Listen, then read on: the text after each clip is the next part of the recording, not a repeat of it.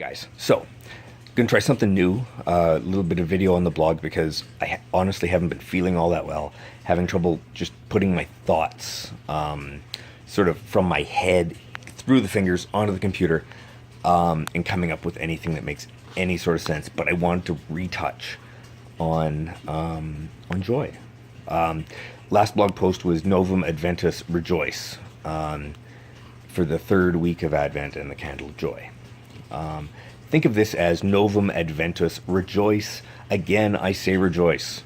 Because last time was about putting effort into rejoicing. It was a command. It was a chutzpah sort of moment. Like, give it what you have. It's not an option. You rejoice. But I didn't touch on what joy is, because it's not that easy to figure out. It's kind of ephemeral. It's out there in the mist somewhere, and it's really kind of weird.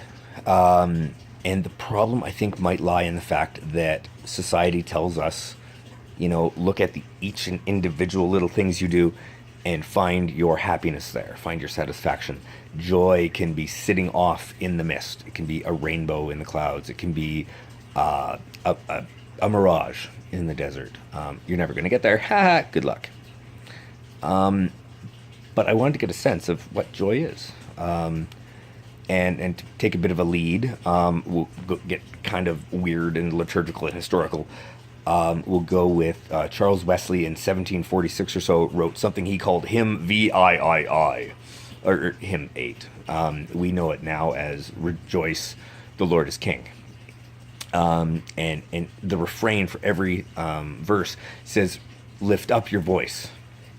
So lift up your heart. Lift up your heart. Lift up your voice. Rejoice. Again, I say rejoice. Used to sing it where I was growing up, in the parish church there. And really powerful. Really just, it's not an option. It's lift up your heart. Lift up your voice. Rejoice. Again, I say rejoice. And a hymn of hope. I think each verse speaks of hope, and then it says in the end, just find find something that lifts up your heart, that lifts up your voice, and rejoice about it.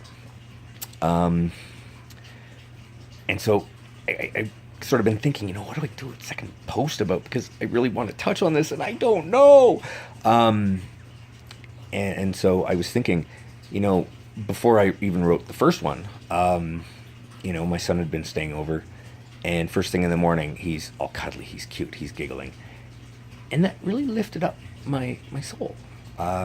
It made a part of me very, very much whole and amazing, and it felt just really great.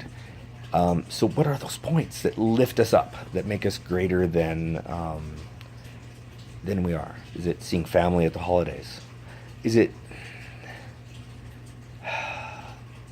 seeing when you make an impact, when you volunteer? Is it worship? Is it praise, no matter where you come from?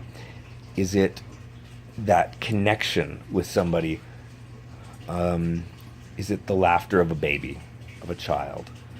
That one I find, for me, really, really sells it, really brings it home. A child sitting in a cart at the grocery store, smiling. Mom's trying to figure out which kind of yogurt to buy, and the kid smiles as you're walking by, and it just makes you smile spontaneously. Is it the feel of your dog cuddling close when you get home? Is it the sound of a purring cat? What are these joy moments? And I think that's part of what we're called to celebrate, is these little things, the things that make us whole. Because, as I said, society kind of tells us, you're only going to get there if you do this thing, then this thing, then this thing, then this thing. Whereas being joyful is something completely different. It focuses on something different. It focuses on something maybe that we've lost. Maybe in Wesley's time, they had a better sense of rejoice. This command to find it. Find your hope. Oh, that was a candle in Advent. Find your light. Guess what? A candle. Find your joy and express it. They used to dance. Um, you know, David danced. He was overcome by the Spirit, and he would dance. Never mind that he was in his gym clothes at the time, and people really didn't appreciate that in their king. So many different ways.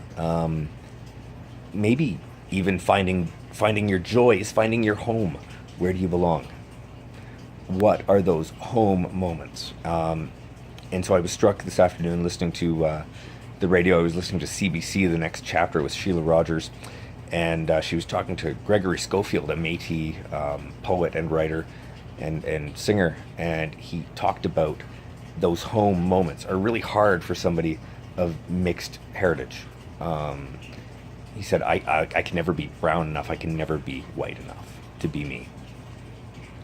He said, but when you plunk me down in the middle of, the Saskatchewan prairie with that big blue sky, or on the road in a place that I forget, and maybe I should take this all down again in text, on the way to the church and the rectory, these are the places I feel home, where my songs begin to sing themselves.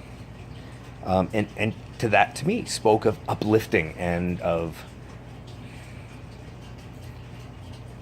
justifying who we are, of making something better, of what we have, becoming what we were supposed to be.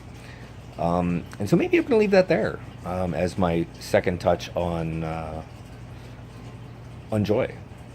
I'll step down off my soapbox here, even though I'm sitting on the couch in the basement, and I will leave that there. Who knows where this may go? Maybe it'll get set down to text. But in any case, in the words of Charles Wesley, lift up your hearts, lift up your voice, rejoice. Again, I say rejoice. Cheers. Blessings. Until we meet again. The Heat Trail.